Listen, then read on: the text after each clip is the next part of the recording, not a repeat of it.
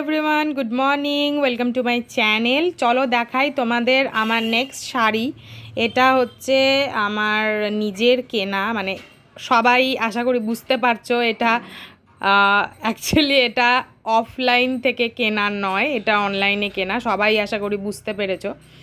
তো দেখো এই যে শাড়িটা, এটা হলো কি শাড়ি আমি জানি না, এটার ম্যাটেরিয়ালটা কটন নয় সেটা তো বুঝতে পেরেছি। যেমন দেখো নেট নেট দিয়ে কাজ করা।